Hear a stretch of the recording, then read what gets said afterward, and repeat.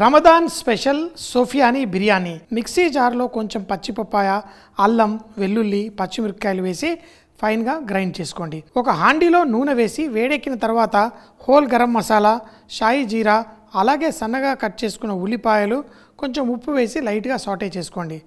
తర్వాత స్టవ్ కట్టేసి దీంట్లో పుదీనాకు, మటన్ ముక్కలు, అలాగే అల్లం వెల్లుల్లి పేస్ట్ మనం తయారు చేసుకున్న ఆ పేస్ట్ కూడా వేసి దాంట్లో కొంచెం నిమ్మకాయ రసం కూడా వేసి చక్కగా కలిపేసుకొని ఒక 2 గంటల పాటు దాన్ని మ్యారినేట్ చేసి ఉంచండి.